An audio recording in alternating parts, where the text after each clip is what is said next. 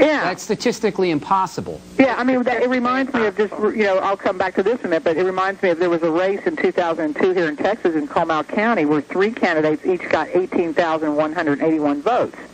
So it's another one of those type of deals. So, yeah, we were talking about this earlier, and Abby was suggesting she was had tried to contact Ned Lamont's office, and we invite his office, administrators, or Ned Lamont himself to contact us. Can somebody go in and change the outcome? I'm a lawyer. I'm a governor of a former Congress. So clearly, some experts out there in the field who do this for a living believe the system can be manipulated. It's not an opinion. It's a fact. Not everywhere, but many votes don't get counted, and some votes are counted wrong. According to the recently released Brennan report, someone with a handheld device like a Palm Pilot or other personal digital device could alter a vote in a computer on Election Day.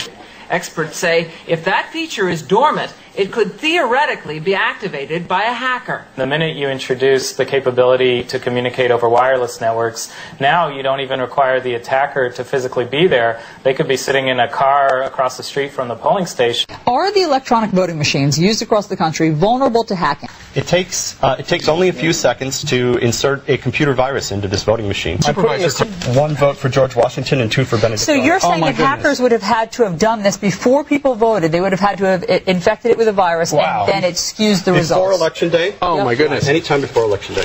Ed Felton, Professor of Computer Science at Princeton, we thank you very much. By the way, when we come back, we're going to read the statement from Diebold. They say, the maker of this, they say, flawed information. You saw it working. According to a deposition in that case, a state employee says he certified some voting computers in about 15 minutes, even though he has no training in computer science. That'd be like me trying to certify them. Nationwide, more than 80% of voters will use electronic voting machines in November. 1/3 of all precincts are using this technology for the very first time this year. One of the systems used didn't meet federal standards at all, but that didn't stop some states from using those machines anyway. es&s brushed aside the concerns in a letter to New York election officials, saying federal standards were an arbitrary guideline. es&s also admitted to election officials that other states used the software anyway. Last November, 25 states used es&s machines that use this software. They say they made the modifications in the code and will begin testing it anyway. And who will be testing it? es&s, of course, yes. Exactly. This is not funny. It's really disturbing. It's just hard to imagine where this government is headed. Can steal votes, and it can cover its tracks so that the theft cannot be detected.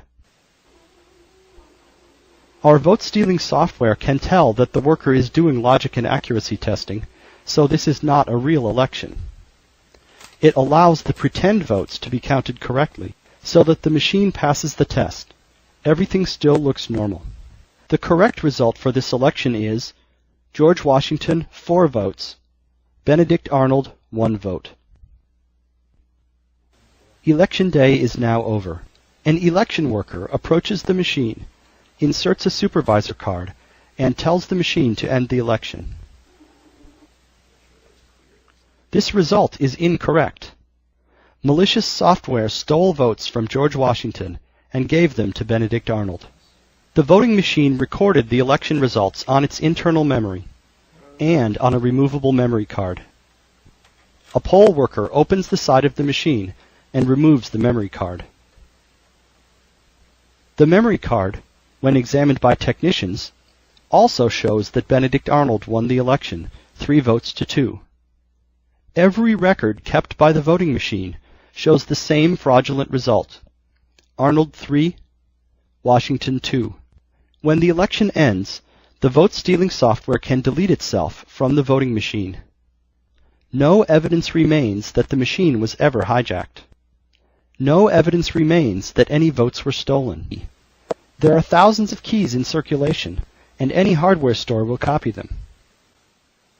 Even without a key, the lock is easily picked. One member of our team can consistently pick the lock in less than 10 seconds. Next, we remove any memory card that is already in the machine and insert our prepared memory card. We press the power button to boot the machine. When the machine boots, it will automatically install our malicious software for us. The machine makes a musical noise when it boots, but we can suppress this noise by inserting headphones into the machine.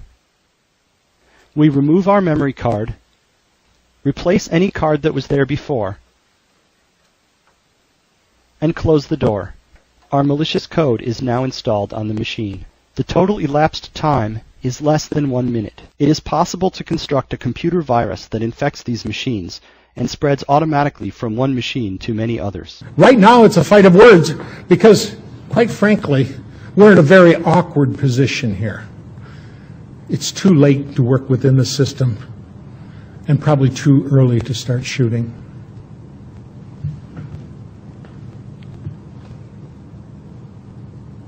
And I think there's a whole lot of us here in America that really and truly are gutless. And it's only going to be the land of the free as long as it's the home of the brave. It was Joseph Stalin that said so clearly, and we better pay attention to what he has to say, those who cast their votes decide nothing. Those who count the votes decide everything. Or running in various modules. If it's running modules, you can make the code actually eat itself. Let me ask you one further question. Your credentials.